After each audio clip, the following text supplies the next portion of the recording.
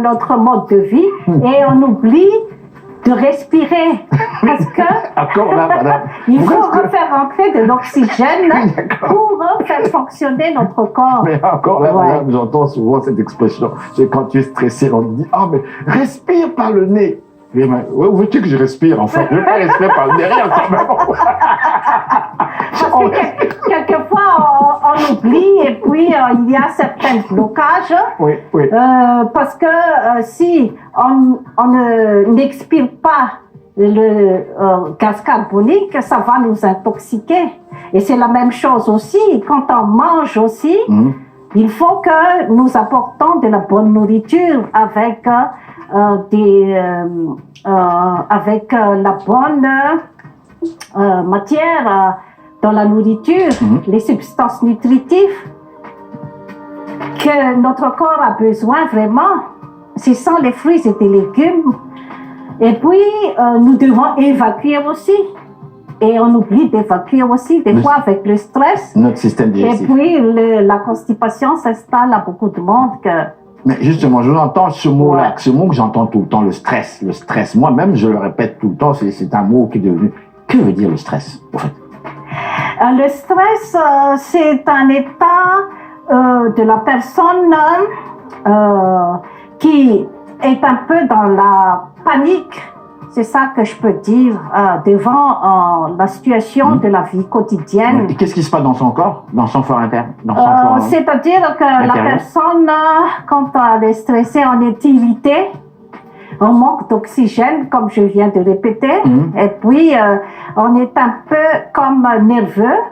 Et si le stress s'accumule, et c'est ça qui peut donner toutes sortes de maladies comme la dépression nerveuse, l'hypertension artérielle, le diabète de type 2 et puis le cancer aussi. Docteur, je vous appelle docteur, merci infiniment. Avant de vous demander à ma dernière question, pourquoi le public devrait-il lire votre ouvrage, le livre vert du bonheur, docteur, ma toute dernière question ici, vous allez répondre à celle-là à la fin, mais avant tout, nous sommes africains, vous et moi. L'île du Madagascar, c'est à côté de l'Afrique, donc on inclut le Madagascar parce que ça fait partie de l'OEA, de l'Union africaine, de toutes les façons, donc nous sommes africains. Et le commentaire que moi j'entends souvent, on dit souvent que quand l'Africain voyage en Occident, souvent quand il va consulter les médecins, que ce soit en Europe ou même en Amérique, souvent on va constater qu'il y a beaucoup de gras. Et les médecins disent même qu'on mange très mal, que nos plats, nos mets, il y a beaucoup de gras, l'huile de palme, qui est même, on a même donné une mauvaise réputation à l'huile de palme, alors que moi j'ai parlé avec certaines africaines qui m'ont dit non, c'est pas si mauvais parce qu'on sait comment raffiner ça, on nous fait une mauvaise réputation. Bref, là j'ai affaire à un médecin qui connaît bien le milieu. Dites-moi, est-ce que nous en Afrique nous mangeons si mal que ça? Je parle de l'Afrique noire. Est-ce qu'on mange beaucoup de gras? Est-ce qu'on mange beaucoup de riz? Est-ce que l'on mange mal, d'après vous? Oui, justement, c'est ça que je voudrais mentionner. Quand on était dans notre pays, on a bien mangé. On a mangé bio, les fruits et les légumes, les poissons, tout est bio et naturel. Et quand on arrive ici en Occident, on a tendance à aller courir vers les produits industrialisés avec beaucoup de sucre, beaucoup de sel, beaucoup de gras pour la conservation. C'est justement que j'aimerais réveiller les Africains, les immigrants, pour faire attention avec les mauvaises bouffes, parce que ça peut aussi engendrer notre humeur. Car quand nous sommes venus ici, il ne faut pas oublier qu'on doit persévérer aussi pour s'adapter au pays et pour retrouver notre place.